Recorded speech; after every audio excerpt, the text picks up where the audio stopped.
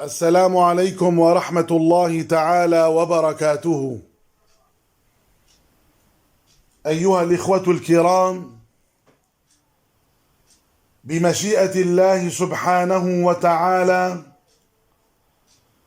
وإن أحيانا الله سبحانه وتعالى بعد أيام قليلة ستستقبل الأمة الإسلامية الليالي الفضيلة والمباركة، والتي فيها ليلة خير من 1000 شهر، والتي يستحب فيها الإحياء والقيام والإكثار من الدعاء، وخاصة اللهم إنك عفو كريم تحب العفو فاعف عني. ويستحب فيها الاعتكاف والإكثار من الأعمال الصالحة بكافة أنواعها، ألا وهي ليالي العشر الأواخر من رمضان،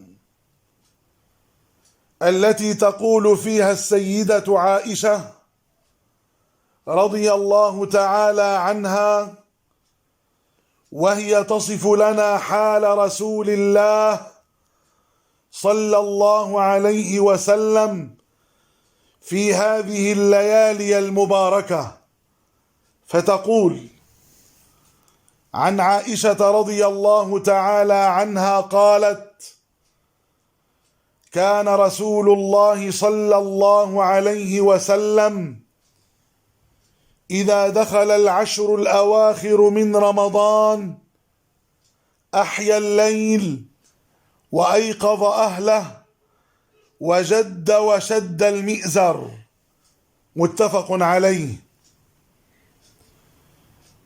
وعن عائشة رضي الله تعالى عنها قالت: كان رسول الله صلى الله عليه وسلم يجتهد في رمضان ما لا يجتهد في غيره، وفي العشر الأواخر منه ما لا يجتهد في غيره، رواه مسلم.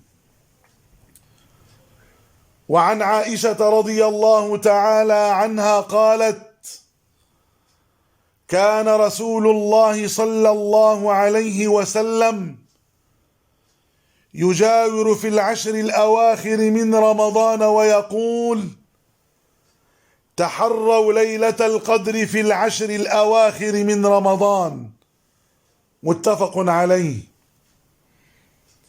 وعن عائشة رضي الله تعالى عنها أن رسول الله صلى الله عليه وسلم قال: تحروا ليلة القدر في الوتر من العشر الأواخر من رمضان، رواه البخاري. وعن عائشة رضي الله تعالى عنها قالت: قلت يا رسول الله، أرأيت إن علمت أي ليلة ليلة القدر ما أقول فيها؟ قال: قولي اللهم إنك عفو تحب العفو فاعف عني، رواه الترمذي وقال حديث حسن صحيح. اللهم إنك عفو كريم تحب العفو فاعف عنا. اللهم إنك عفو كريم تحب العفو فاعف عنا. اللهم إنك عفو كريم تحب العفو فاعف عنا. أسأل الله عز وجل أن يكرمني وأن يكرمكم بليلة القدر، وأن يتقبل منا الصيام والقيام وكل الأعمال، وصلى الله على سيدنا محمد وعلى آله وأصحابه أجمعين، والحمد لله رب العالمين، والسلام عليكم ورحمة الله تعالى وبركاته. السلام عليكم ورحمة